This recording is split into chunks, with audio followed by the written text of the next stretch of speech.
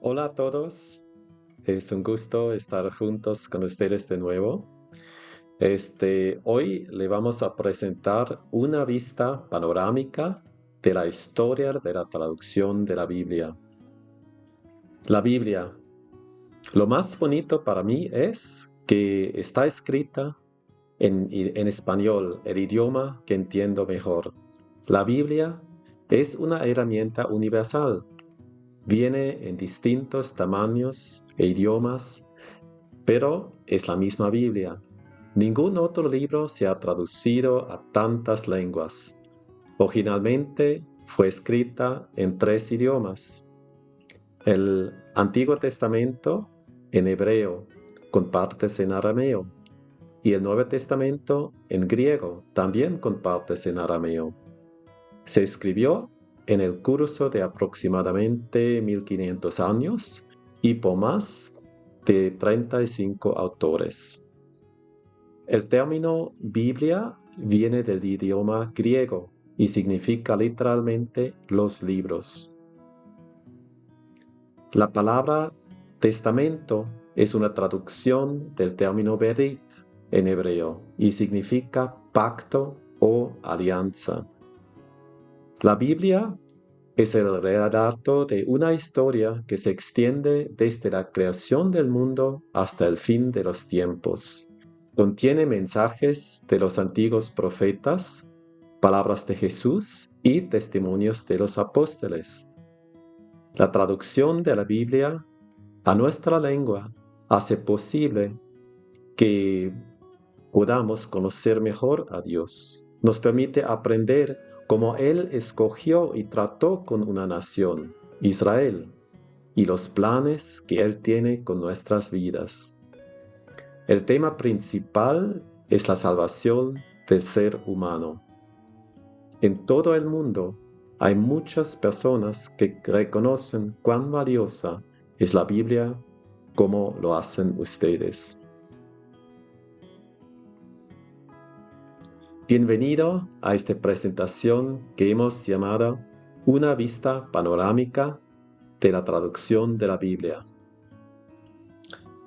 La presentación tiene 3 propósitos. Aproximadamente hace 3500 años, por primera vez, la palabra de Dios tomó además forma visual. Se hizo palabra escrita sobre una piedra. Así que el primer evento importante en la historia de la traducción de la Biblia fue la entrega de la ley de Dios a Moisés, también conocido como los 10 mandamientos. Dios mismo escribió las palabras con su dedo. Dice la Biblia que la gloria de aquel momento fue tan grande que los hijos del pueblo de Israel no pudieran fijar la vista en el rostro de Moisés, porque resplandecía. Así dice en Éxodo capítulo 34, versículo 29. El idioma y la cultura de más prestigio en aquel entonces eran los de los egipcios. Los hebreos eran un tribu de ex-esclavos, migrantes sin tierra. No valían mucho ante el mundo de aquellos tiempos, pero eran el pueblo escogido por Dios. Y cuando Dios les dio su palabra, no lo hizo en la gran lengua de los egipcios, ni en la de los grandes comerciantes de ese tiempo, los fenicios, sino en el idioma que ellos entendían, la humilde lengua de los hebreos.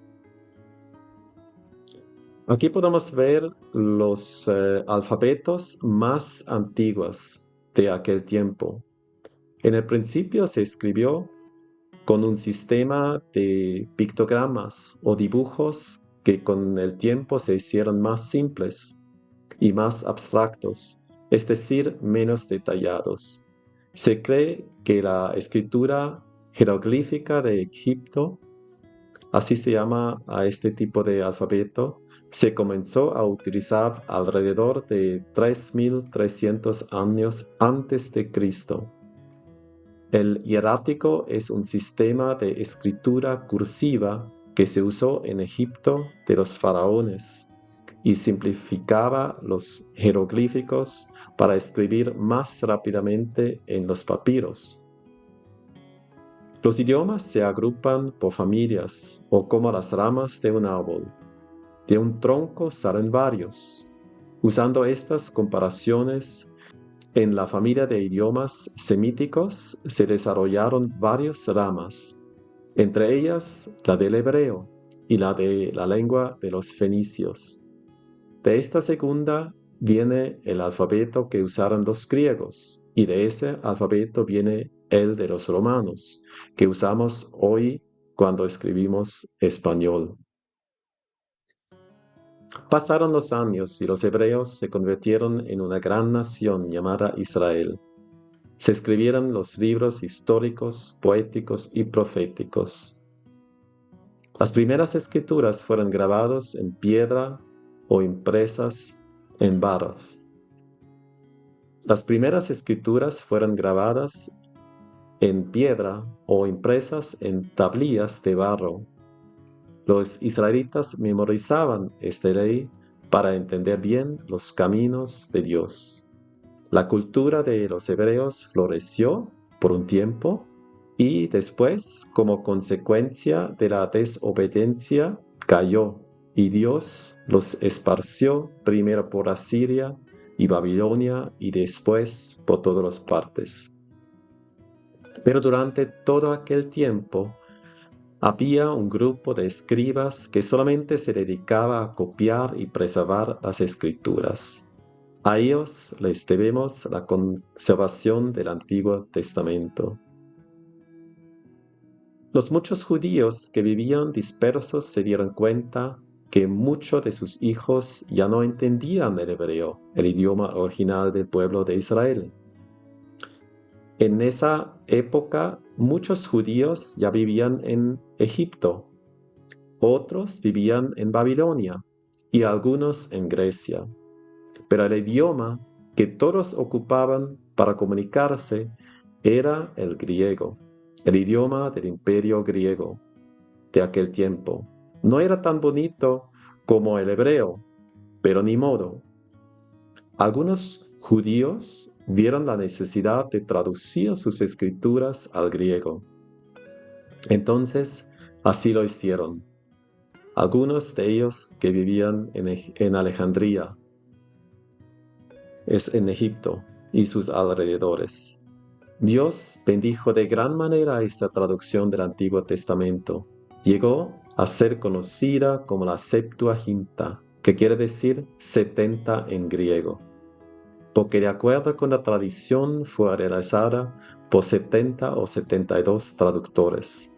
Se asume que la traducción comenzó en el siglo III a.C.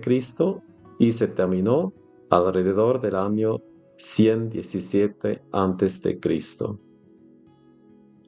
Si la entrega de la ley de Dios fue el primer evento importante en el desarrollo de la Biblia, la Septuaginta fue el segundo, o sea, la traducción del Antiguo Testamento al griego. ¿Por qué era tan importante? ¿Qué piensan ustedes? Fue el primer intento en la historia del mundo en traducir la palabra de Dios a otro idioma y en hacer una traducción de gran cantidad de literatura de un idioma a otro. El mensaje de la Biblia es universal. Dios quería que su palabra fuera accesible para la gente de todo el mundo. Los traductores pudieran haber dicho: si la gente quiere conocer la palabra de Dios, que aprenden el hebreo. Pero no dijeron esto, sino que se pusieran a hacer el trabajo difícil de traducir las escrituras. Y qué bueno que lo hicieron. Si no lo hubieran hecho así, gran número de personas hubiera sido excluida de la bendición de Dios. Después llegó el momento para el cual Dios estaba preparando al mundo, la encarnación de su Hijo. El evento más importante en toda la historia fue cuando Dios mandó a su único Hijo a este mundo. La palabra se hizo carne y hueso.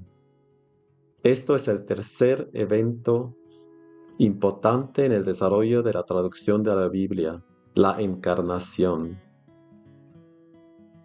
Pero uno se pregunta, ¿qué tiene que ver la venida de Jesús con la traducción? Mucho, porque Jesús fue la traducción perfecta de la palabra de Dios, la voluntad y la presencia misma de Dios entre los hombres viviendo con la humanidad. Dice el apóstol Juan, y aquella palabra fue hecha carne y habitó entre nosotros. Juan capítulo 1, versículo 14. Pensemos un momento en la encarnación. Si la decisión hubiera sido mía, yo le hubiera escogido a Jesús una familia real, con mucha influencia y la ciudad más prestigiosa como su lugar de nacimiento. Pero Jesús no nació en Roma, el centro del poder del mundo. Tampoco nació en Grecia, el centro de cultura y educación. Nació en una pequeña provincia que se llamaba Judea, entre gente despreciada, es decir, los judíos, en una familia pobre. El apóstol Juan nos dice que Jesús vino a los suyos, es decir, a los judíos o hebreos, y por eso no les habló en la lengua de los romanos, ni la de los griegos, sino en su propia lengua, la lengua de los hebreos. Juan capítulo 1, versículo 11. ¿Qué idioma usó Jesús para hablar con la gente? El arameo. El arameo fue el idioma que los judíos adoptaron en el tiempo del cautiverio en Babilonia y lo usaban comúnmente en los hogares en el tiempo de Jesús. En varias ocasiones tenemos las palabras del arameo que Cristo habló. Por ejemplo, cuando Jesús le dijo a la hija de Jairo, Talita cumi, palabras en arameas que significan muchacha, a ti te digo, levántate. ¿Saben ustedes qué muestra este documento antiguo? Aquí tenemos un pasaje de la Biblia conocido como Peshita y está escrito en una variante del arameo. Fue traducido del griego a un idioma parecido al arameo, la lengua que Jesús habló como idioma materno. Un detalle interesante es que el Nuevo Testamento todavía no existía en el tiempo de Jesucristo. Se cree que la iglesia cristiana, desde el tiempo de los apóstoles, usaba la Septuaginta, el Antiguo Testamento en griego. Cuando Jesús terminó su ministerio, regresó al cielo y mandó al Espíritu Santo. El Espíritu Santo inspiró a los autores del Nuevo Testamento a escribir acerca de la vida y enseñanza de Jesús y de sus seguidores en los Evangelios y en las cartas o epístolas y el Apocalipsis. Pero lo sorprendente fue que Dios lo dirigió a escribir no en hebreo, que era el lenguaje del Antiguo Testamento, ni en arameo, que era el lenguaje común entre los judíos de aquel tiempo, sino en griego. El griego era el idioma de la educación, de la comunicación y del intercambio que se usaba en todo el imperio romano. No era el griego clásico que ocupaban los filósofos y la gente de influencia, sino el griego común y corriente. Era el griego que hablaba a la gente en sus casas, en el mercado y en el trabajo. Este griego se llama griego koiné. Sí, era la palabra divina, pero Dios quería que todo el mundo entendiera su palabra con facilidad, así que fue escrita en el idioma del pueblo. Desde sus inicios, el cristianismo ha sido una religión que ha recurrido a la traducción para dar sus escrituras a los creyentes. Este fue el cuarto evento importante en la historia de la traducción de la Biblia, la formación y redacción del Nuevo Testamento. Aquí podemos ver una copia del Evangelio de San Juan, el fragmento más antiguo del Nuevo Testamento, del año 125 después de Cristo. El original se escribió menos de 100 años después de la crucifixión y muerte de Jesús. En el periodo de 360 hasta 400 después de Cristo, los líderes de las iglesias confirmaron el contenido exacto de los documentos que las iglesias habían conservado y reconocido como doctrina de los apóstoles y que se consideran la Biblia. También se le conoce como el canon. Pasaron los años y el Evangelio se extendió a muchos pueblos más y la Biblia fue traducida a muchos idiomas de los pueblos alrededor de Israel. Gente como los romanos, los sirios, los egipcios, los etíopes, los arameos y los árabes. Al pasar el tiempo, el latín, el prestigioso lenguaje de las autoridades de la época, se convirtió en el idioma oficial del Imperio Romano y tenía obviamente mucha influencia en aquel tiempo. La traducción de la Biblia al latín tiene una historia muy interesante. Poco a poco, varias personas tradujeron el Nuevo Testamento al latín hasta que llegaron a existir varias traducciones. Así que la versión que tenía un pueblo no era igual a la de otro pueblo. La gente comenzó a hacer sus propias traducciones en sus casas y algunas eran buenas, pero otros no. No todos los que traducían estaban preparados para esto y esto causó discrepancia.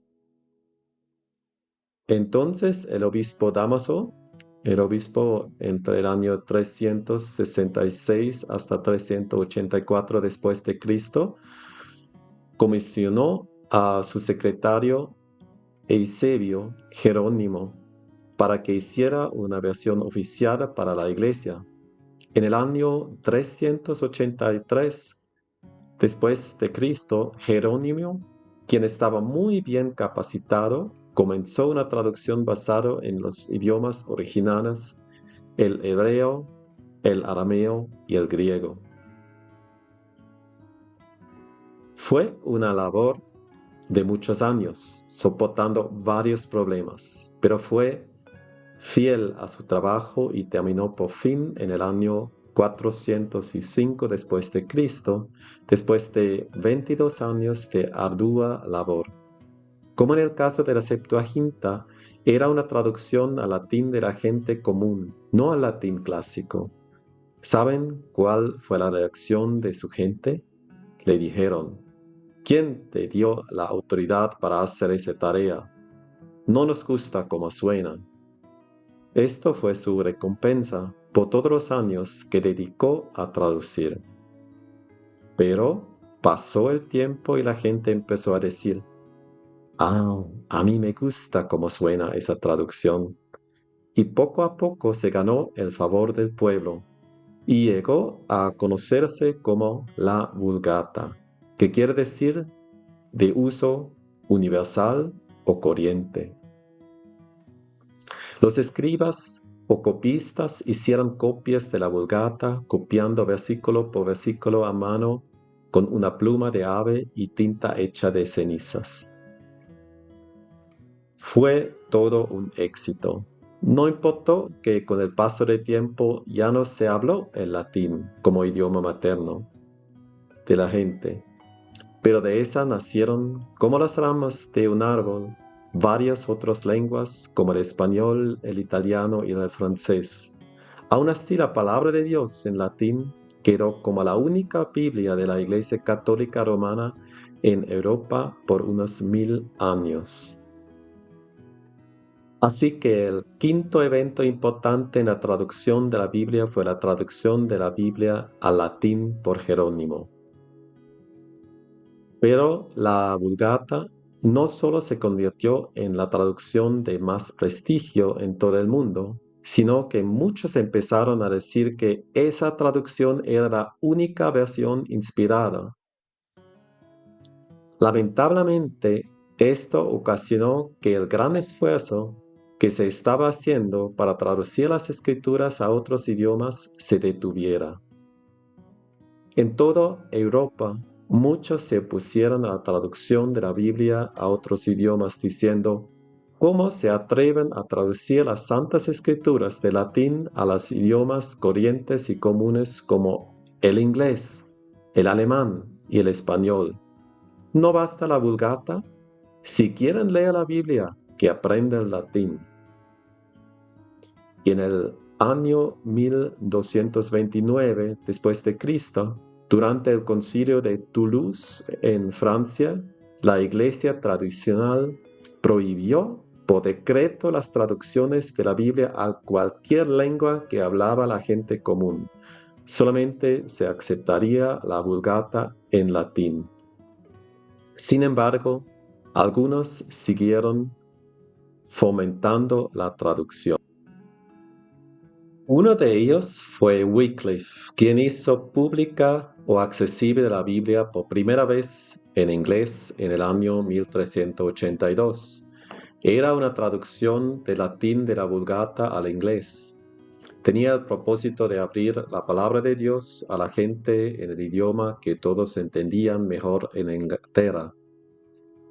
Pero a los líderes de la iglesia no les gustó lo que hacía Wycliffe y se enojaron mucho con él y con los traductores. Sus oponentes decían que, y cito, el inglés es demasiado bárbaro para expresar la belleza y la dignidad del latín bíblico. El inglés carece de los sonidos, sílabas, palabras y figuras de expresión necesarias para expresar los conceptos bíblicos. El inglés suena como el gruñido de maranos y el rugir de leones. Otra persona criticó: este maestro Juan Wycliffe tradujo al inglés, lengua de los anglos, pero no de los ángeles, el evangelio que Cristo dio a los clérigos y doctores de la iglesia. Así que, por culpa de él, el evangelio ha llegado a ser común y más accesible a hombres y mujeres que lo pueden leer. La joya del clero se ha convertido en el juguete de los laicos. De este modo se halla la perla del evangelio debajo de los pies de los puercos.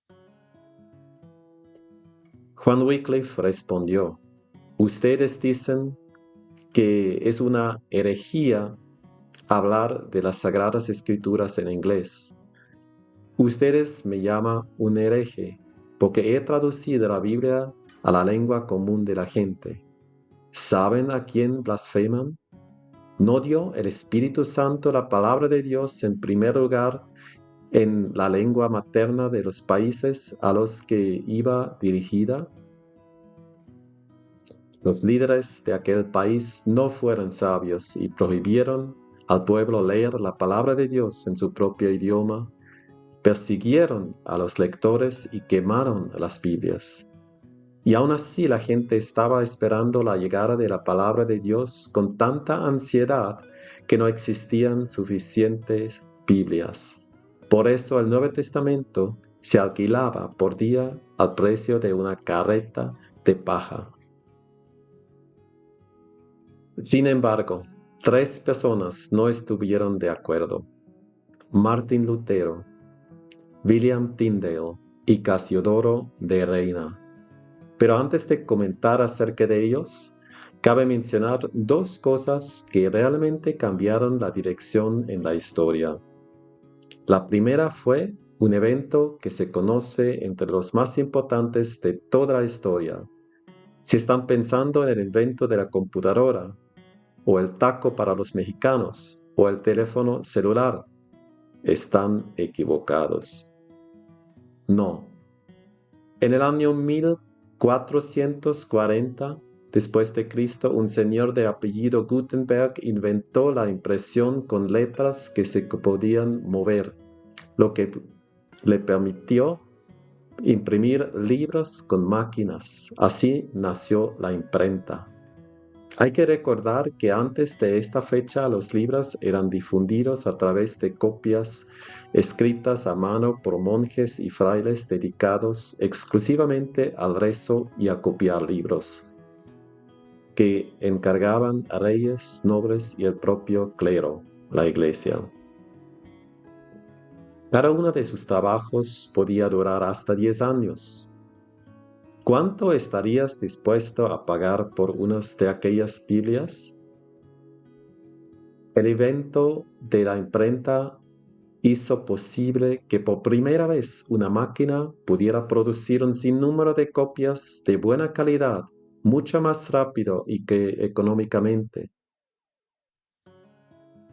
En el año 1456, el primer libro publicado fue la Biblia, y a esa impresión se la conoce como la Biblia de Gutenberg, y era la Vulgata en latín. No solo fue el primer libro impreso, sino el más perfecto. Este evento hizo posible la difusión de las Escrituras. El invento de la imprenta es el eslabón en la cadena entre las traducciones antiguas hechas a mano y las traducciones en las lenguas modernas.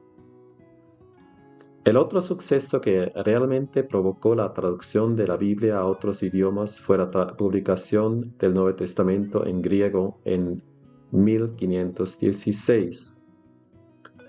Un hombre con el nombre Desiderius Erasmus consiguió una colección de antiguos manuscritos de las Escrituras en griego. De esos manuscritos hizo un solo texto y lo publicó como libro. Los estudiosos de ese tiempo reconocieron a este texto griego como el más apegado al original que existía. Ahora tenían en el mano una herramienta valiosa para hacer la traducción a cualquier otro idioma. Como comentamos antes, la traducción de las escrituras a otros idiomas se había estancado porque se pensaba que el latín era el lenguaje del cielo. Se decía, sería una blasfemia poner la Biblia en otros idiomas. ¿Qué olvidaron estas personas? Olvidaron que cuando Dios se comunicó con Moisés, la ley fue escrita en el idioma del pueblo, y cuando Jesús habló, fue en el idioma del pueblo. Y aun cuando Jerónimo tradujo la Biblia al latín, fue en el idioma del pueblo. Pero había personas de mucha valentía que estaban convencidas de que la Biblia debía ser traducida a la lengua del pueblo. Ahora sí hablaremos de Lutero, Tyndale y de Reina. Estos hombres fueron protagonistas en el sexto evento importante en la traducción de la Biblia, su traducción a los idiomas modernos de Europa. Lutero fue un alemán con un conocimiento impresionante de las escrituras y de los idiomas en los que se escribió originalmente. Era también muy trabajador, a tal grado que cuando empezó a traducir el Nuevo Testamento en 1521, lo terminó en solo 3 meses. Vale la pena mencionar el efecto que tuvo la traducción en la lengua alemana. Antes que Lutero empezara su traducción, lo que la gente hablaba cambiaba de región a región, y el alemán realmente era una colección de muchos dialectos. No había un idioma general. Así que Lutero hizo su traducción en una de esas variantes del alemán. A través del tiempo, su traducción llegó a ser tan exitosa y leída que los alemanes adoptaron la variante que Lutero usó como la lengua oficial y escrita del país. La Biblia que tradujo Lutero formó el idioma alemán. Mientras Lutero estaba traduciendo las escrituras al alemán, un tal William Tyndale estaba traduciendo las escrituras al inglés de su tiempo. Aunque no podía vivir en Inglaterra porque había oposición a su trabajo de traductor, así que lo hizo desde otros países de Europa.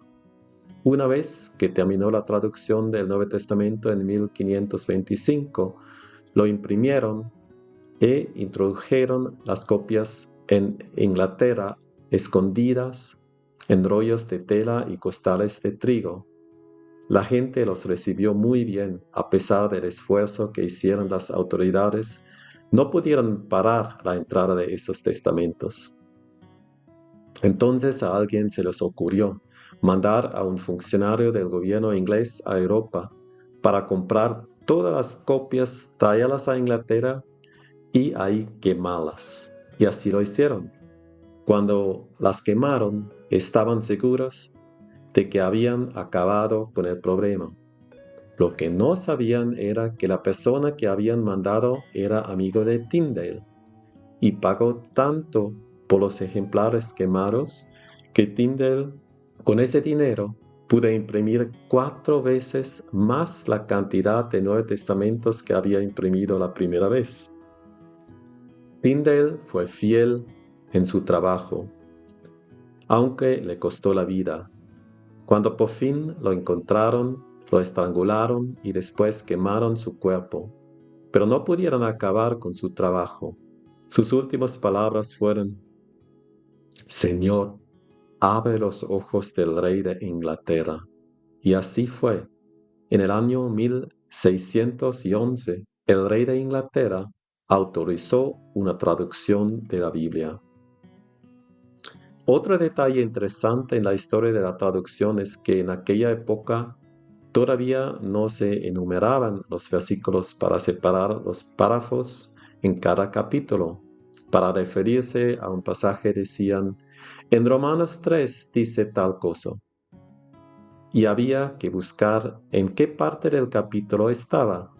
Los capítulos se introdujeron alrededor del siglo VIII y los versículos solamente en 1551. La Biblia de Ginebra, publicado en 1560, fue la primera traducción que tuvo todas estas divisiones en el Antiguo y el Nuevo Testamento. Uno de los hombres más estimados entre las iglesias de habla castellana es Casiodoro de Reina, el traductor de la versión Reina Valera. Reina nació en España en el año 1520 y se incorporó a un convento siendo joven. Fue allí donde entendió por primera vez el mensaje de las buenas nuevas. También ahí decidió entregar su vida a la traducción de las escrituras al español. Los tiempos en los que vivió Reina eran difíciles. Para llevar a cabo la traducción se vio forzada a huir de España por causa de la Inquisición, pero aún en el extranjero tuvo que cambiar de residencia frecuentemente para escapar de las manos de sus perseguidores. A pesar de muchos retrasos, nunca se dio por vencido. Por fin, en el año 1569, el sueño de Casiodoro de Reina se realizó. La primera Biblia completa en español, traducida de los idiomas originales, se publicó en Suiza. Llamaron a esa primera edición la Biblia del oso, porque en la portada llevaba un dibujo de un oso comiendo miel de pie junto a un árbol. Este dibujo era el emblema o logo de la imprenta que hizo el trabajo. La mayoría de esas Biblias fueron exportadas secretamente a España. Con el tiempo, las autoridades españolas descubrieron que el contenido de los libros con el oso en la portada era nada menos que la Biblia, y empezaron a confiscarlos y quemarlos. Pero los amigos de Reino sacaron una edición con otra portada que decía: Diccionario de la Lengua Española, y así empezaron a introducirlos a España nuevamente. Una pregunta que muchos se hacen es, ¿por qué se llama la versión Reina Valera?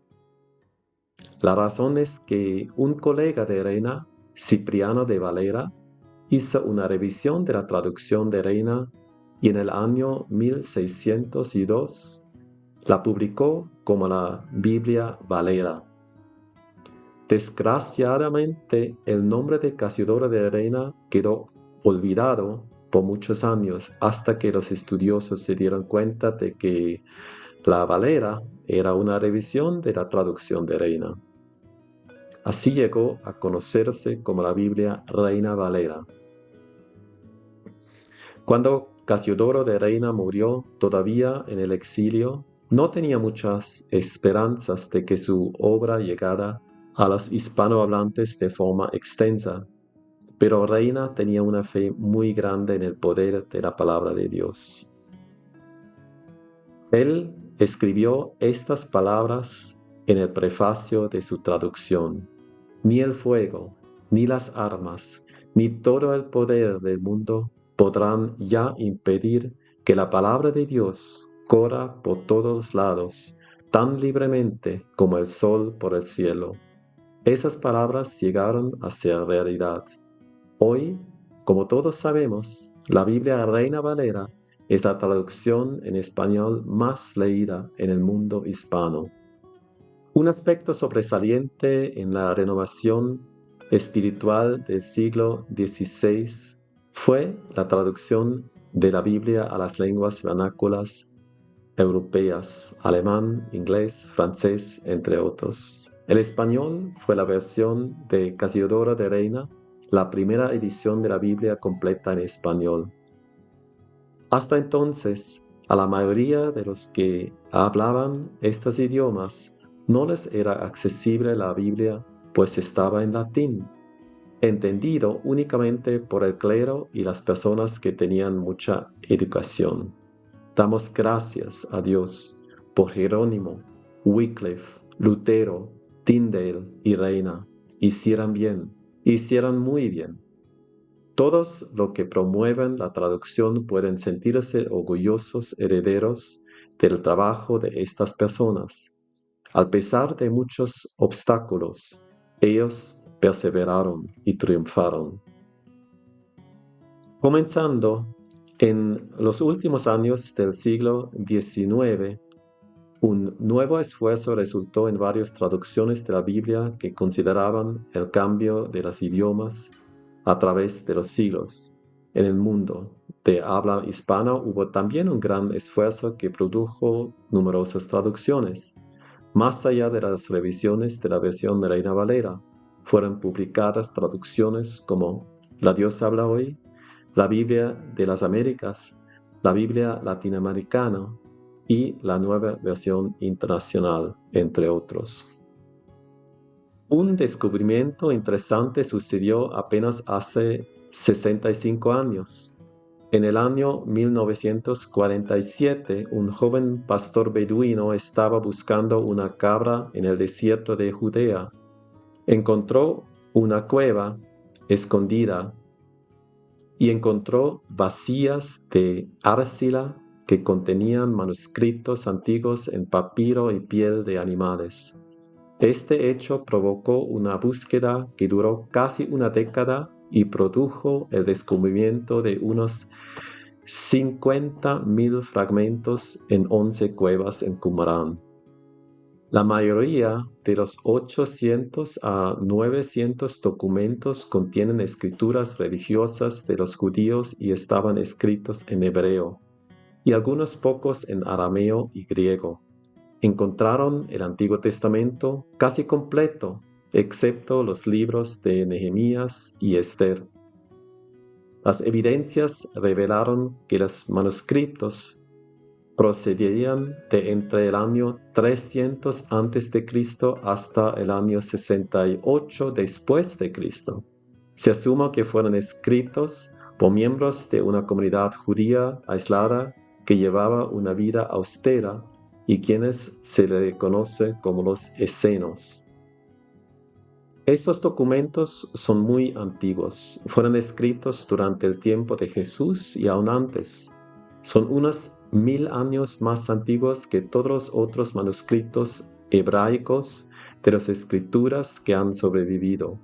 Con el nuevo descubrimiento de estos y otros manuscritos bíblicos antiguos que no estaban disponibles en el siglo XVI, los arqueólogos, teólogos y otros estudiosos han aprendido mucho y se confirmó que la Biblia hebrea, en la que se basan todas las traducciones modernas, no se ha cambiado desde los tiempos de Jesús.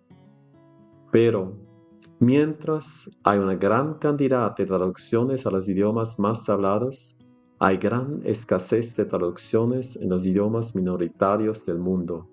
El reto de traducir la Biblia en los aproximadamente 2000 idiomas que todavía no la tienen es muy grande, pero con la ayuda de Dios se logrará.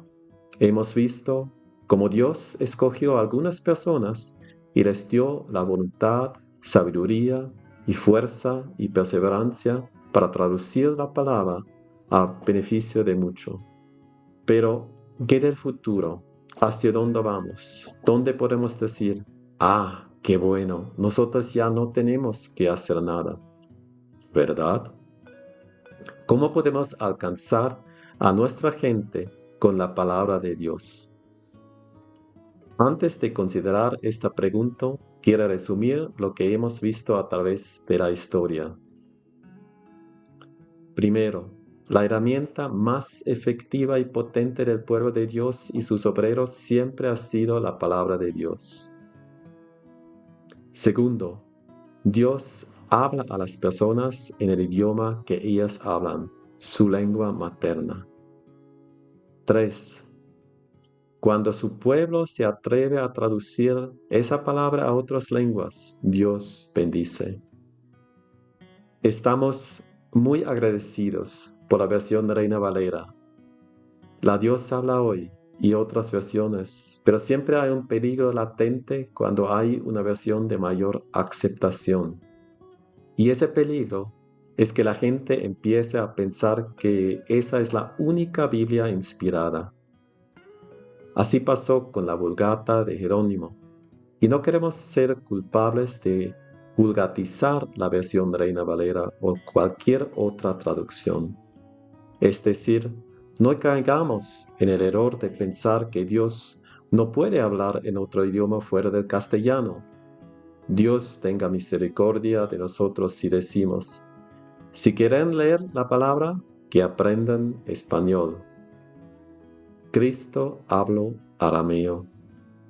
Y hoy ni siquiera contamos con las palabras originales de Jesús. Si algún lenguaje fuera santo, sería el lenguaje que usó Jesús, pero ni siquiera fue registrado. Ningún lenguaje es más santo que otro.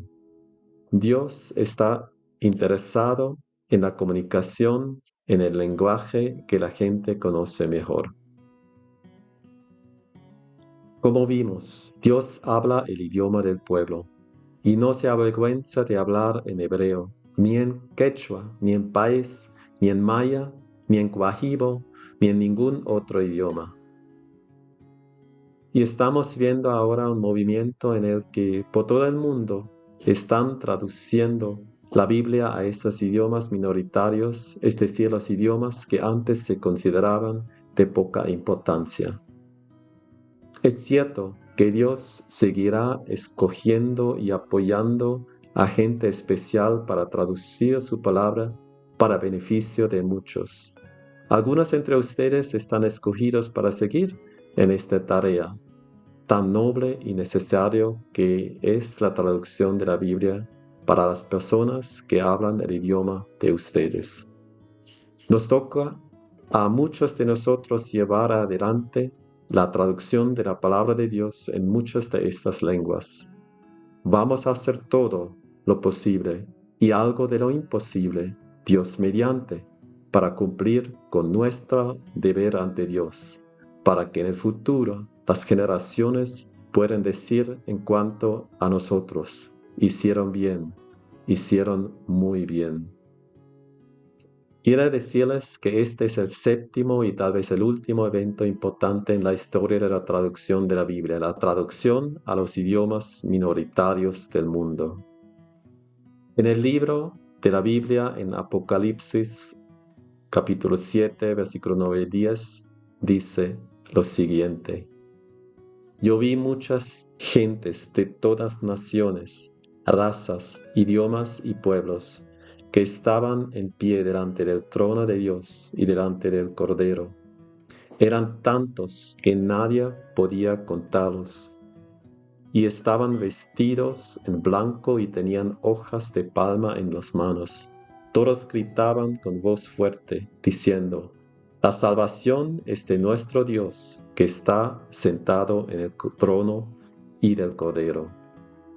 Tenemos el privilegio de colaborar con el Señor en el cumplimiento de esta promesa de ver a gente de todos los idiomas alabando a Dios.